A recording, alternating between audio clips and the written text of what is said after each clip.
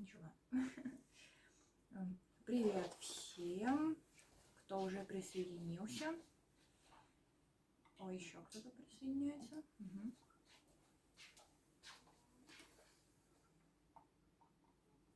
Вот так.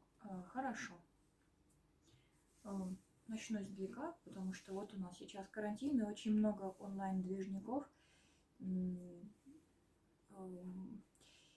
И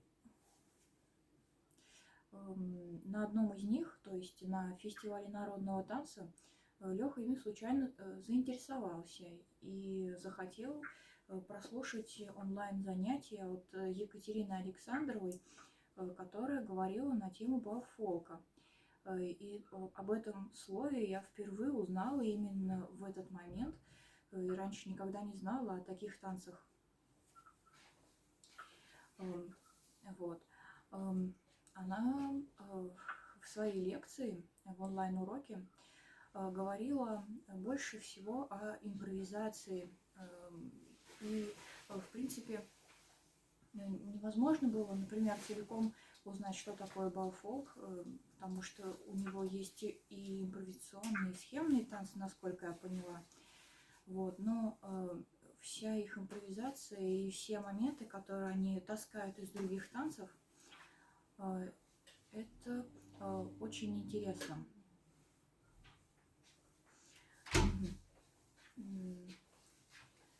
Вот так. В общем, то, о чем мы говорим сегодня, это больше, чем база. Это более... Сейчас принимаю еще одного человека. Принимаю. Он чуть-чуть думает. Ну вот. Вот. То, о чем мы говорим, это больше, чем база, потому что человек в данном случае, он гораздо тщательнее управляет своим телом и пользуется энергией, которая у него есть. Танец – это социальная договоренность. Вот как раз драконы, когда говорили на эту тему, они освещали и этот аспект, что в первую очередь это социальная договоренность. Оба партнера согласны на то, чем они сейчас будут заниматься, и в определенном месте, да, в определенное время, под определенную музыку они танцуют что-то. И если один из людей не согласен или не готов, то вот в частности пример такой: вот один человек, он вот так вот танцует, а женщина, к которой он подходит, она не согласна, и ей неприятно так танцевать, и он останется без пары.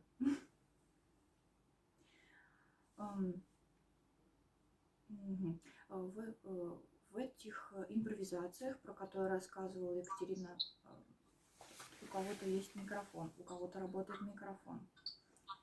Выключите, пожалуйста, микрофоны, а то я слышу звуки. Тут можно от себя это сделать. Понятно.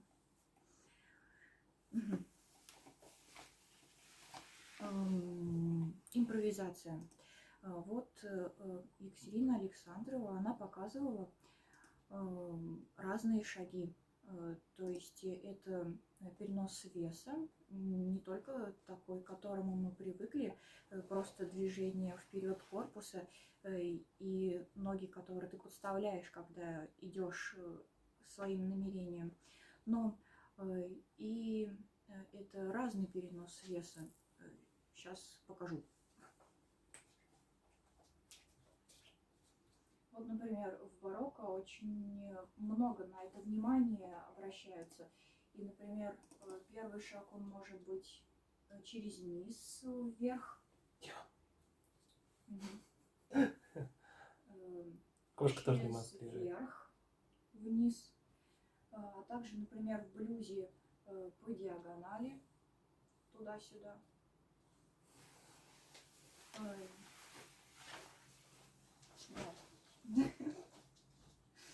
Котики помогают нам сегодня. Через низ тоже вот так вот.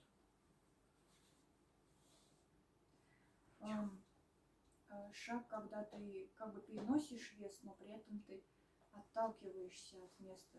Это может выглядеть очень выразительно, когда ты просто перенес вес целиком, когда ты перенес вес сильно, но толкнулся обратно, и когда ты как будто коснулся и вернулся на место.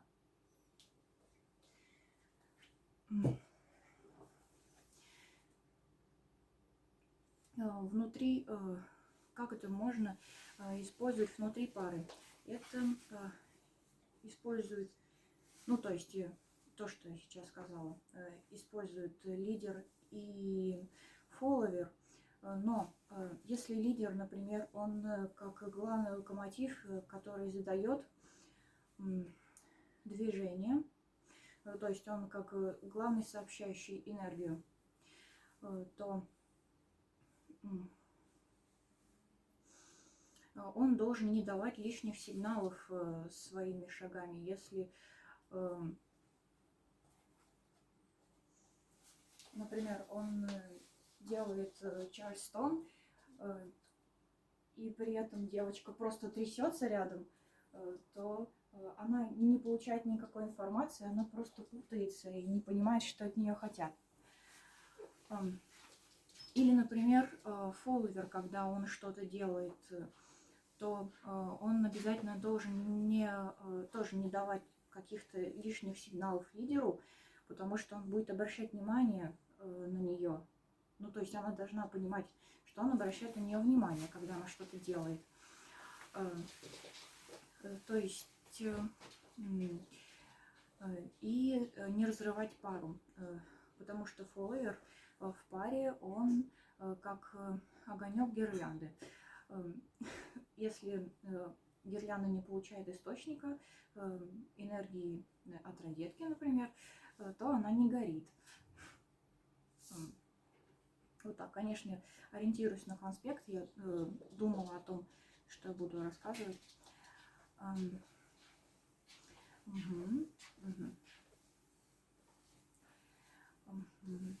Так. Давай. Да, Лёха смотрит, кто вместе с нами.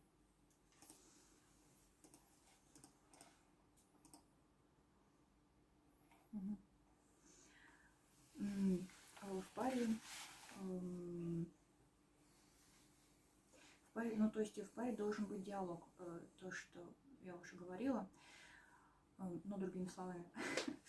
В паре должен быть диалог, оба партнера участвуют в танце, и если один из людей как-то слишком сильно выражается, то у другого может возникнуть вопрос, да, зачем я тебе здесь?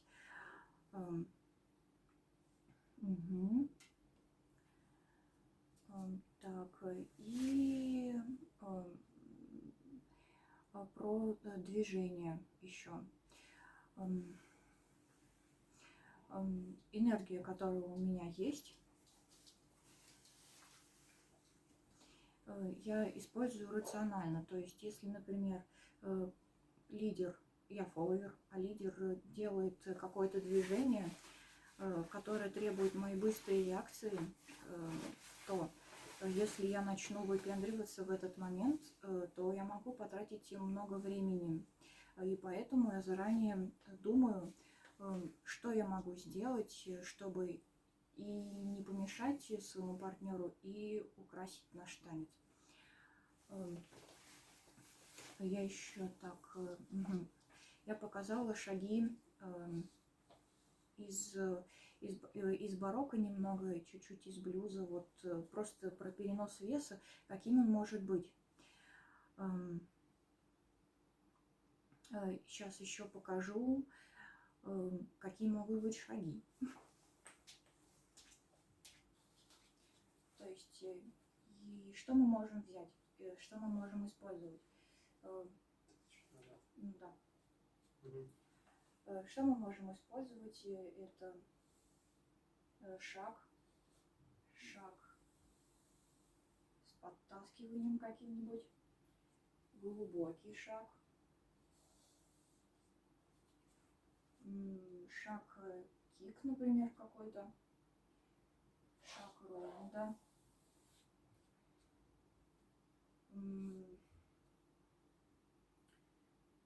так, шаг, два шага, просто шаг в бок, шаг вперед. То есть в этот момент, когда мы пытаемся обогатить как-то наш танец и импровизировать, и использовать необычно свои возможности, мы привлекаем и другие танцы. Если кто-то, например, занимается латиной или чем-то подвижным, когда двигается корпус, то он использует корпус. Вот, например, драконы как раз привели пример, что на соревнованиях Софья,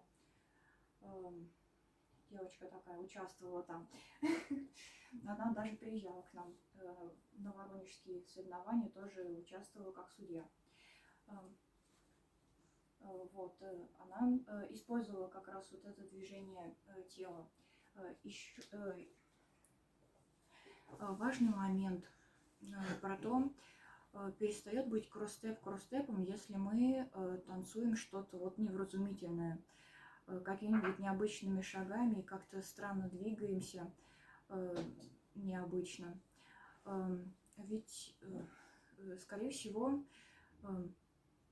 надо, главное, отталкиваться от того, что мы знаем о кросс-степе. Это танец, который танцуется под медленную музыку в 3/4. И отталкиваясь от того, что это вальс, то мы вращаемся вокруг оси в паре и по кругу. Вот, в общем, самый главный смысл. Получается, ребята говорят, что кросс-степ на месте это уже не кросс-степ.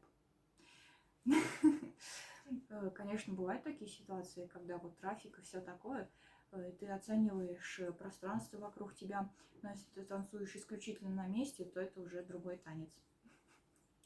Это, наверное, больше звук. Вот. И те элементы, которыми мы украшаемся,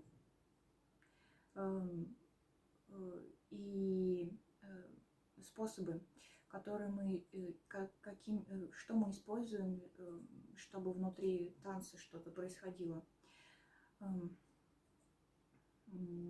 это все еще остается кросс-степом, я думаю. Надеюсь, что мы когда-нибудь услышим отзыв тоже от каких-нибудь иногородних ребят, как они считают на эту тему. Вот. И Леха мне нужен.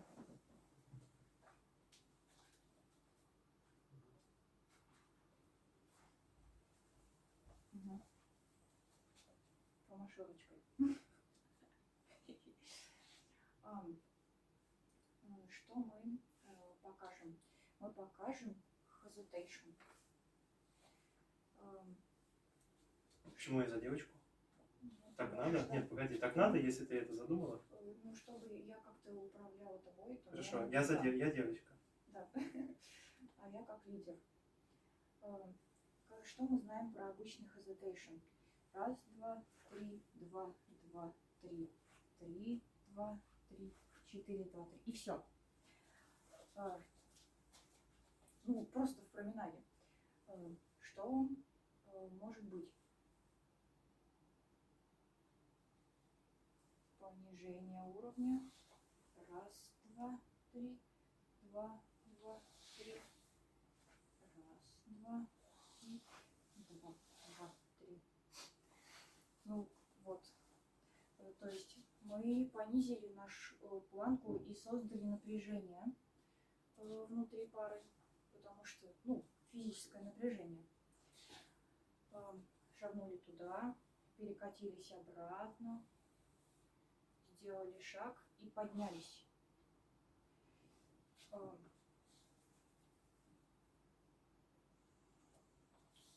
Это, в общем, один из вариантов. То есть то, что сейчас То, что сейчас мы делаем, это почва для интенсивных размышлений и всяких лабораторий. Мгм. Давай еще покажем. Мгм. Что я знала раньше из динамичного. То есть, когда ты делаешь шаг, разворачиваешь партнершу к себе и собираешь ее. Вот это движение я знала. Шаг, сбор, там немного подъем. Мы параллельно друг другу и снова выходим во внутренний шаг. Но динамично украшать длину. Из этого я пока ничего не развиваю, просто как факт вот это как бы есть. И что можно, как это можно использовать? Мы можем партнершу так вести, например, вокруг себя.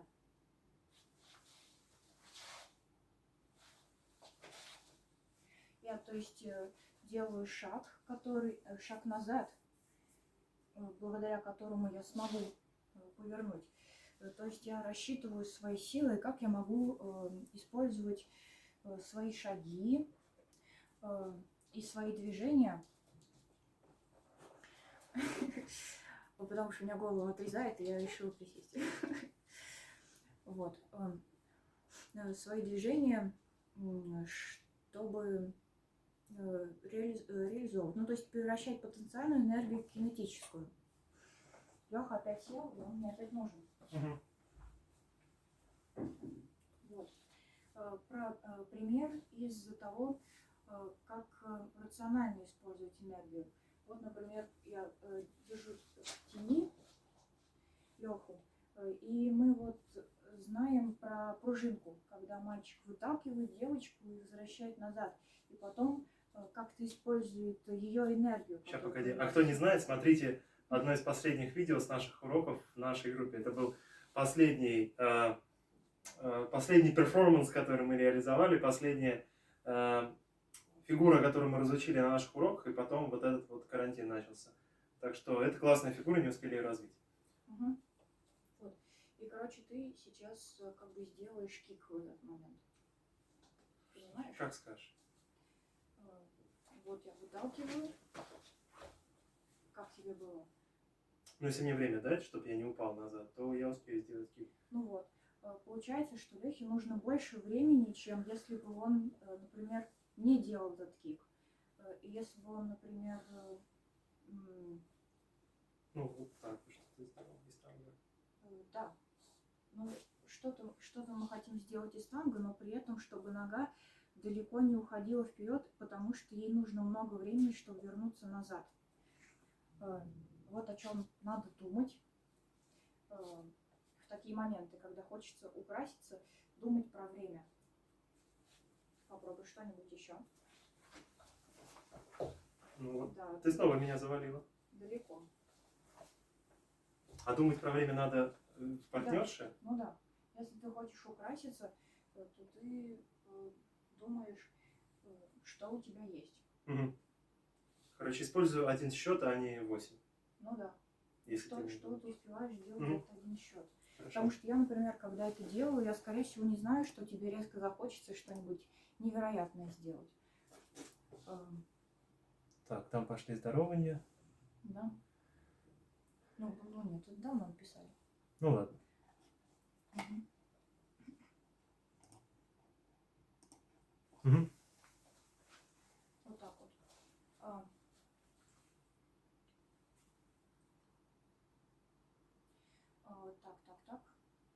Кстати, если будет интересно, я могу рассказать, как дать партнерше время на то, чтобы она украсилась. Но это не в рамках этого занятия. Если будет интересно, оставляйте там отзывы и сделаем еще одно такое занятие. Про сбор вверху и внизу, в общем, я сейчас говорю, чтобы мы как-то использовали шаги, вот эти интересные. Угу. Вот. Так, что еще? Еще про танцы руками. надо сказать. Да. Ну ладно, Леха пусть пока уходит. Про танцы руками мы пока что знаем про украшения ручками, которые изучили на мастер-классах, и нам преподавала девочка Алена из ЗУКа. Она рассказывала, что девочка раскрывает руку как-то вот так, например. То есть она проводит по себе рукой через верх она может раскрыть руку, через низ. Да. Вот такие 3 варианта я знаю. И когда она может это использовать? Она это может использовать, вот как раз начинашки это еще не знают, что во время свингаута она это может это использовать легко. Во время свободного поворота как-то, во время пивота, в общем, в те моменты, когда мальчику не нужно ее 2 руки обязательно, потому что мы ограничены как раз тем, что часто очень часто движемся в паре 2 руками, даем контакт какой-то, либо просто там классическая рамочка, либо рамочка необычная вверху, внизу, и натяжение, напряжение, давление. И в те моменты как-то действовать руками не получается.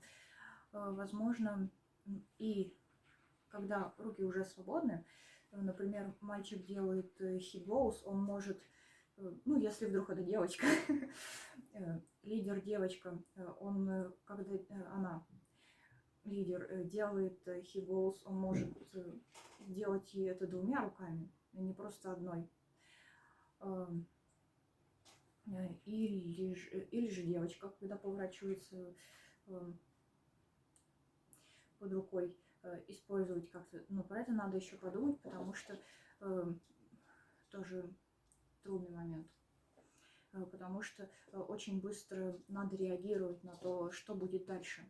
И чаще всего, получается, ты складываешь руки здесь, чтобы во время поворота мальчик легко мог восстановить контакт и повести на что-нибудь еще.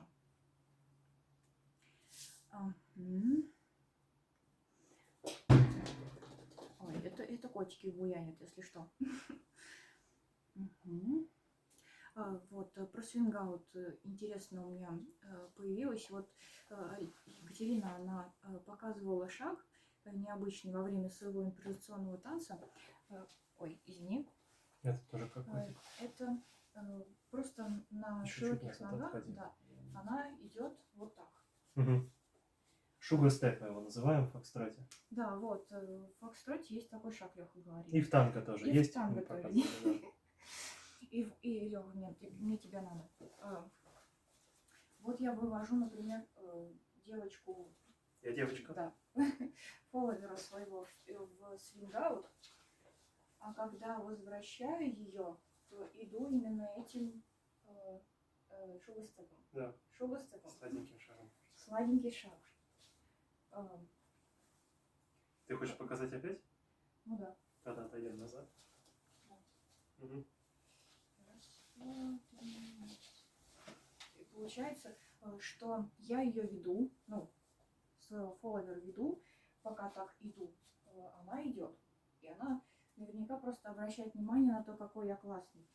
То есть сейчас мы работаем над тем, чтобы показать, я самый крутой, но в кросс-степ-вальсе. Опять же, я могу рассказать, как провести партнершу в такой шаг, если вам будет интересно. Конечно. Да.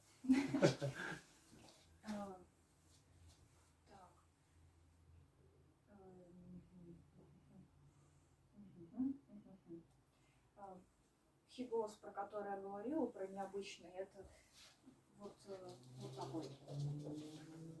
Я так. А посторонитесь все немедленно. Вот так вот. Или если девочка вперед выходит, она тоже может продолжить свое движение каким-то раскрытием. Или вот тоже посторонитесь все немедленно. Давай, я продолжу. Да. Я это люблю. То есть я Вот. выхожу he goes, такой. Да. Да.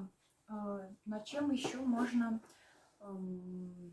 подумать, поработать? Сейчас, погоди, это вот называется личный стайлинг. Вот Ну есть да. такой критерий оценки партнера, партнерши, стайлинг, потому что партнера особо нет времени. Ну, он тоже может, потому что почему бы и нет? Вот как видишь, как я тебя веду, то я тоже что-то необычное делаю. На конкурсе обычно только партнерша оценивает стайлинг, а партнеры там разнообразие. Да, вот когда у нас был такой спор с другими судьями на нашем конкурсе в ноябре, мол, как мы разделим, да, вот разнообразие фигуры. От партнерши ничего не зависит. Мы решили, что да, будет разнообразие на партнере, а на партнерше личный стайлинг. Ну, не только для конкурса же мы это делаем. Мы это делаем для собственного удовольствия и для того, чтобы как-то обыгрывать музыку, чтобы фолк-музыка какая-нибудь отличалась от... Что там у нас есть? От элегант, например. И это я иду просто по стилям. От романтичной мелодии какой-то очень нежной. Разными окрасками. Так, про рамочку я еще могу что-нибудь сказать. Про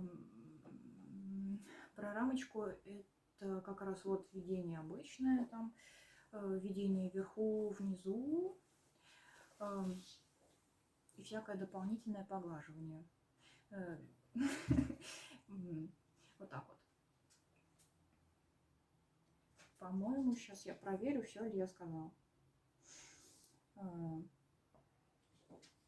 Вот. В общем, то, что случайно произошло, это мы посмотрели трансляцию по фолку, тоже по зуму. И вот меня вообще разнесло, у меня просто третий глаз открылся на то, что можно, оказывается, делать. Что-то просто сверхневероятное, когда ты объединяешь то, что знаешь. Если ты, например, знаешь больше, чем просто кросс-степ, а другие танцы, то ты привносишь что-то. Это офигенно. Ну вот, кстати, интересно, что у нас, опять же, в ноябре, когда был конкурс, были 5 преподавателей с разных направлений. И они рассказывали, по сути, по то, да, кто-то показал стайлинг, кто-то акробатику, кто-то там навигацию, кто-то взаимодействие с партнером. Но, возможно, вот, допустим, да, для Кати тема стайлинга открылась только сейчас, когда и другими словами это подали. Я к тому, что это нормально. Ну, человек так устроен, к сожалению. Вот даже если вам говорят прописную истину, не всегда до вас доходит, потому что не в той форме вам ее подарили. И круто, если вы, вот особенно сейчас, в такое время, когда куча всяких онлайн-штук, какие-то еще будете смотреть вещи, и, возможно, понятно, ну, известные, но не до конца понятные штуки для вас откроются, да, вот особенно к нашим ученикам. Мы кучу всего говорим, мы тоже постоянно и ходим, и ездим, и занимаемся, мы же не на пустом месте это берем, но, возможно, что-то, просто для вас не очевидно, да, то есть говорим там, держите там ниточку между сердцами, и вы такие, блин, а что это такое? А потом пришли в какую-нибудь бачату, а вам там сказали, держите там 2 сладких бублика между вами. И вы такие, о! И начали делать, да? То есть, другими словами, другие люди там, в другой обстановке вам это сказали. То же самое, по сути. И вы такие, вау, класс. То есть, классная тема. Да. У меня, это как танцы нашего народа. У меня через это произошло. Это же эльфийские танцы. Ладно, у тебя тема закончилась? Да. Мы можем подискутировать, если есть желание, или ответить на какие-то вопросы. Раз уж мы тут, мы, в принципе, им показать что-нибудь можем, рассказать еще. Так что давайте, подключайтесь. Пишите или включайте микрофон. Ждем.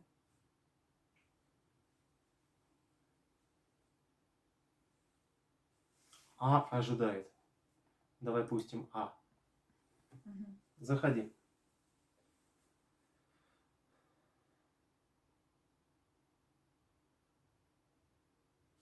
Ку-ку. Так, ждем обратную связь. Уже. Ну, если всем понравилось, вы скажите, нам понравилось. Все, нам интересно, нам понятно, спасибо.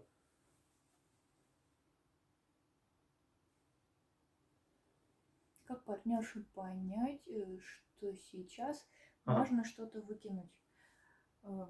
Она оценивает ситуацию. Ну, то есть партнер, он, как он ей даст понять? Давай я расскажу с Он партнера, а ты с думает, партнерши. я же Ну тоже ладно, танцую за давай. партнера. Во время танца он думает о том, как бы сделать своей девушке приятно, своему фолловеру, что танцевать дальше, куда они сейчас пойдут, какое расстояние до следующих людей от предыдущих людей, как повести девочку, чтобы она пошла, что ей надо сказать в этот момент, и поэтому он очень занят. И девочка в этот момент, в принципе, она сама решает, что ей такое сделать, но оценивает, что вот партнер ее ведет куда-нибудь, куда-нибудь. И она знает, за сколько счетов, например, это делается, и оценивает, что в этот момент можно сделать, чтобы не помешать, а удивить. Угу. С точки зрения партнера, если вы хотите, чтобы, ну, во-первых, ваша задача не запирать партнершу в золотую клеточку, да, то есть не вот так вот ее хватать и весь танец, да, а, как я обычно говорю, на раз ведение, на 2-3 просто удостоверение того, что партнерша хорошо, да, то есть то, что она идет в нужную сторону. Поэтому, сейчас, Леша, Саша, отвечу. Если я хочу, чтобы партнерша выпендрилась, мне надо ее не вести, да, то есть мне надо ей дать понять, что сейчас настало твое время, что я, допустим, веду только твое направление, но не веду там твои, допустим, руки, да, ну, давай покажем. Давай. Например, я буду мальчиком, извините. Например, я хочу, чтобы партнерша сделала что-нибудь ручкой, да, в обычной ситуации, свинг-аут, я сделаю раз, два, три, да, ну, не в обычной, конечно, я утрирую, я, грубо говоря, контролирую каждый шаг. Сейчас я хочу, чтобы она сделала ручкой. Я, когда даю импульс, вот этой рукой ослабляю ведение. Я говорю, смотри, я тебя отпустил, ты чуть-чуть можешь полетать, да? И вот когда она налеталась, я понял, что у нее импульс кончился. Я вот так же спокойно возвращаю ее обратно. Либо, например, я делаю свободный поворот, отпускаю ее и даю ей возможность там раскрыться, дошагать. А потом ловлю. Что касается ног, да, мы сейчас говорили про руки, про туловище. Допустим, ну, в том же очо, да, я начинаю ее вести, и вот веду только на первый шаг и на поворот. Она может, ну, если она не умеет стайлинг, да, она его не делает. Если она чувствует, что я не мешаю ей второй и третий шаг на очу делать, она может, да, сделать там сальтады, может сделать кики, может сделать какие-то интересные сборы ног. Главное, чтобы это не было, ну, как Катя сказала, в противовес моим планам, да, то есть я, ну, все-таки я делаю очо с ней, пусть я даю ей там на 2-3 свободу, но если она делает 4, 5, 6 что-то свое, я об этом начинаю спотыкаться, ее ронять, там, ей причинять неудобства. Угу. Поэтому, да. Получается, мальчик все-таки он и ждет, ну, то есть он дает возможность эту Но в рамках, опять же... что-то сотворить. Эдакое. Так, это ответили. Разную высоту рамки. Все просто. Для партнерши мое видение вот здесь.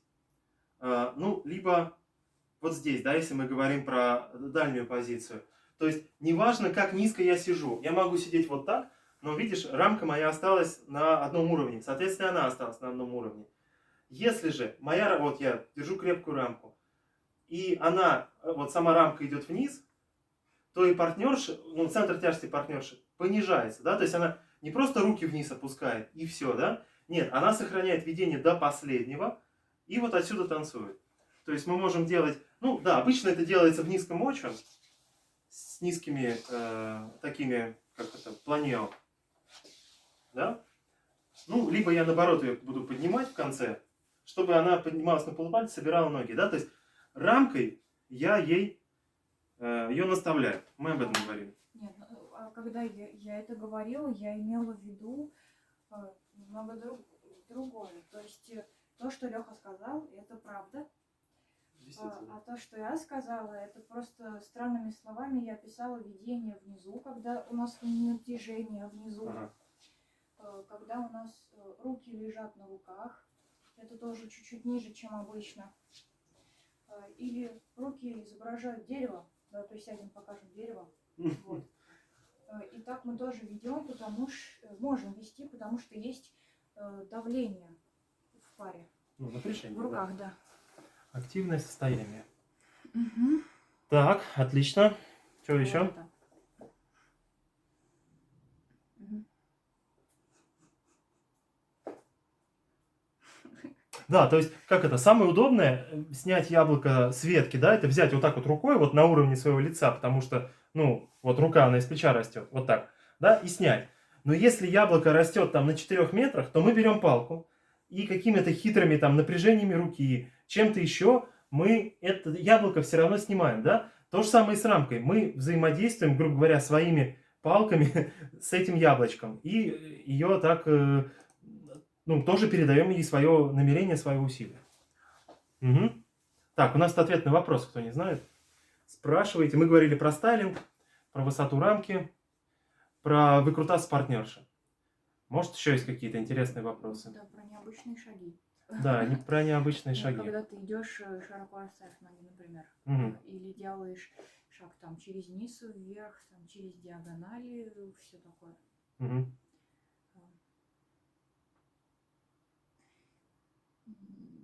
Не знаю, вот насчет тустепа и шага шатиша, потому что это подпрыгивание, и тогда нам нужна другая рамочка, нам нужна близкая рамочка какая-то, чтобы девочку утащить за собой. А то она тоже останется на месте, ничего не поймет и обидится в конце. Света только за что? Ленточка только зашла. А я уже все рассказала. Так, ну, собственно, как я анонсировал, есть возможность рассказать, вот мы сейчас говорили про свободные отношения, про свободные фигуры, есть возможность рассказать про фигуры максимально несвободные, да, где я полностью контролирую, где я полностью контролирую ее ноги, да, и вытворяю с ними, что хочу. Что можете сказать про высоту полупальцев? Давай я сначала скажу правильное, а ты потом будешь наворачивать красивое, ладно? Ну ладно. Полупальцы должны быть максимально низкие. Каблук должен практически скользить по поверхности пола, собирая его пыль. Это обусловлено тем, что мы минимально напрягаем связки голеностопа, ну и мышцы голени, да, мышцы икры, и тем самым обеспечиваем очень долго жительство этой кости, вот от ахиллова сухожилия до крестовидных связок колена. Вот если мы будем долго, то есть кросс-степ вальс – это социальный танец, он подразумевается к танцеванию на вечеринках 3-4 часа к ряду.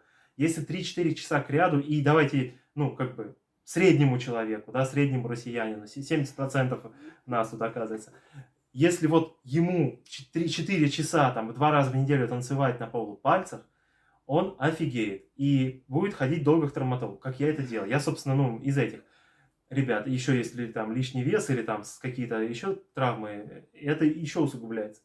Поэтому полупальцы, как таковые, должны быть ладно, не буду показывать, минимально, да, это не вальс-трепа. Но, как стайлинг, они могут быть невероятно редко. То есть, чтобы не устать на своих средствах выразительности. Так что не смочь танцевать следующий танец. Ну, кстати, давайте покажу про полупальцы еще. Да, чем выше я поднимаюсь на стопе, тем короче мой шаг. Это, я думаю, понятно, да? Ну, по законам физики. Если я на, грубо говоря, на полной стопе делаю шаг, я делаю его там на x. Если я делаю это с приседом, с плие, то я делаю на 1,5x. Если я делаю его на высоких полупальцах, я делаю 0,5x. Да? И как это выглядит? Так, я мальчик. Обычный шаг, давай посчитаем, за сколько мы дойдем. Вот обычным шагом. С внутренних ног. 1, 2, 3, 4, 5. 5.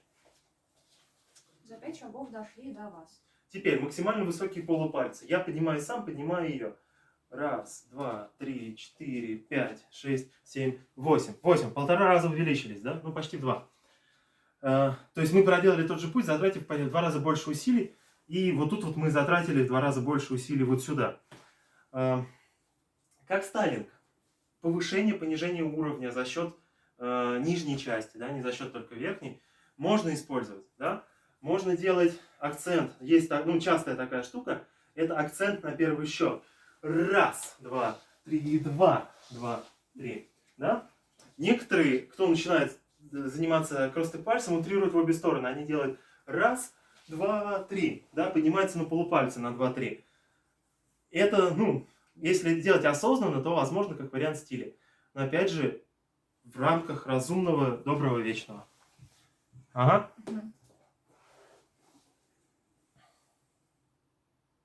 Да, поднятые вверх ноги, поднятая вверх рамка – это сбор ног партнерши. То есть, если мы в обычном положении стоим, грубо говоря, ноги на ширине плеч, то когда мы девочку за макушечку, или за что-нибудь вверх вытягиваем, она, чтобы устоять, чтобы собрать, держать тот же уровень в ногах, в стопах, она их собирает. Я вот пока просто в режиме ожидания следующего вопроса подумала про тот как раз шаг, когда мы просто трогаем пол. Когда это можно сделать? Давай, у меня есть что показать. Мы, например, шагаем и вместе трогаем пол. Чик-степ такой. Да. Шагаем, я ее поднимаю и сама только трогаю пол. А девочка остается собранная. То есть она просто, например, удивилась и все. А я что-то сделала. Кстати, давайте вопрос в зал, пока Катя рассказывает, но подумать. За счет чего, когда партнер шагает, партнерша может оставаться на месте? Кроме того, что она не поняла. А вот, партнер, допустим, сделал второй шаг, а партнерша осталась на месте. Или сделала в это время шаг назад. Вот за счет чего это может быть? Рамка. А подробнее. Рамка понятна. Как этот механизм работает? Так, пока там думают и отвечают, мы еще что-нибудь покажем. Да, и то, что ты сказал, например, я пошла вперед, а ты пошел назад. Вот. Тоже очень необычно. То есть вот импровизация, она работает сейчас. Очень активно. В кросстеп пальце работает импровизация. Получается, что мы собрались, я использую свой поворот, чтобы толкнуть девочку. То есть для нее это как толчок. И у нее упругая рамка, она чувствует, что я ей хочу сказать. Я поворачиваюсь, а девочка воспринимает. Я не делаю это рукой, если что.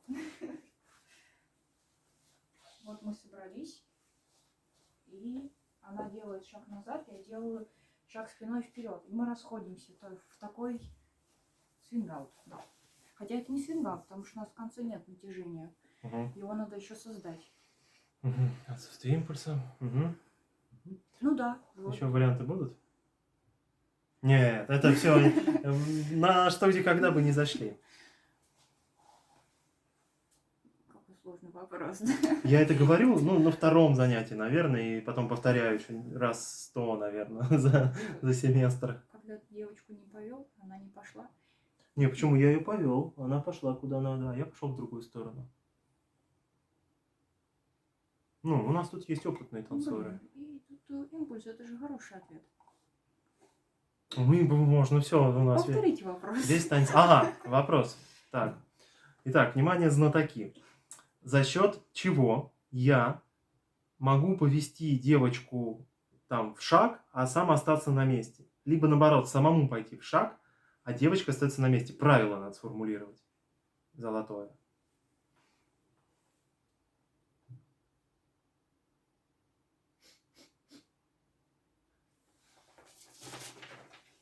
Я все уже рассказала с этого листика. 4В. А В рассказала? Нет.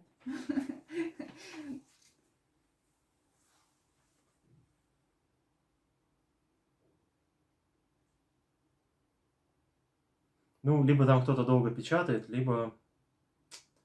Ладно. Внимание, черный ящик.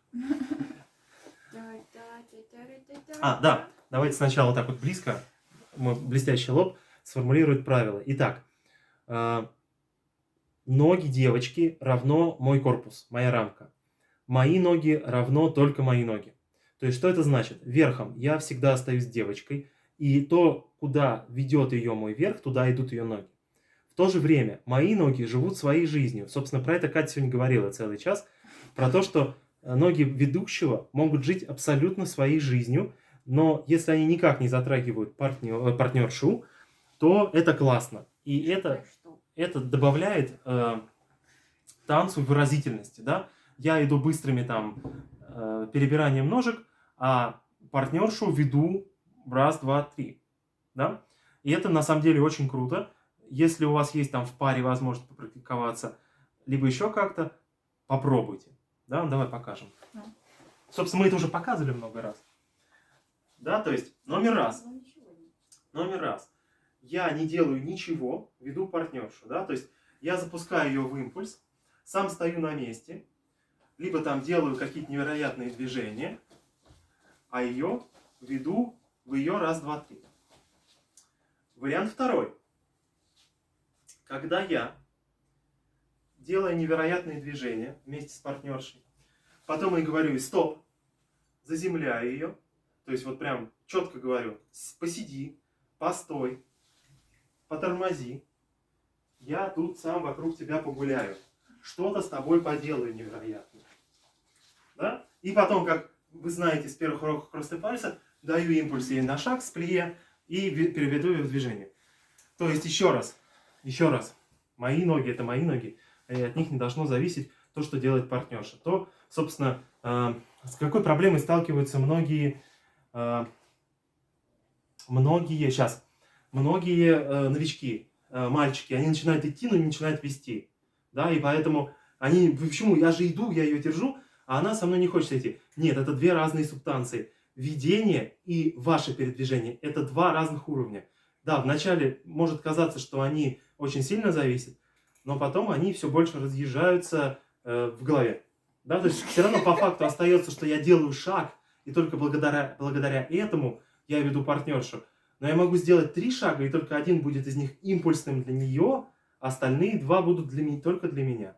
Да? Одним словом, ведомость нет. Одним словом не получится. Партнерские ноги – это только партнерские ноги, его попа, только ему принадлежат, ну и маме еще. А грудь партнера – это ноги партнерши. Вот. Такой лозунг можно написать. Ну,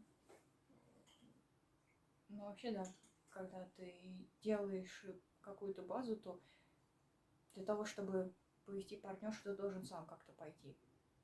Не факт. А как ты тогда избавишься от движения руками? Вот вы, например, находитесь, ты должен хотя бы опустить вниз руку, чтобы девочка пошла. Да, вспоминаем про про палочку, которую я снимаю ветку, снимаю яблоко 4-метровой ветки, да? Просто когда ты, грубо говоря, приклеена к моей груди, да? Ну, либо крепким объятием, либо просто там чем-то еще. Мне просто тебя видеть, да? И ты зависишь от моего шага. Сложнее, когда я веду тебя 4-метровой палкой. И тут как бы я могу, опять же, формой руки, поворотом корпуса, переносом веса на это реагировать. Так это близко к рамке или радикально другое? Рамка – это то, посредством чего мы взаимодействуем. Посредством чего ведением от моего корпуса переходит к ее ногам. Это вот промежуток. Да? Рамка может быть воображаемая. Когда мы смотрим друг на друга глазами, это называется джипси. Рамка может быть через уши. Я ей говорю, пойди туда, она идет туда. Рамка, не знаю какая еще, через нейроинтерфейс может быть, да, через чтение мыслей. Но пока у нас, говорить сложно, читать мысли мы пока с трудом умеем, хотя есть разработки в этом случае.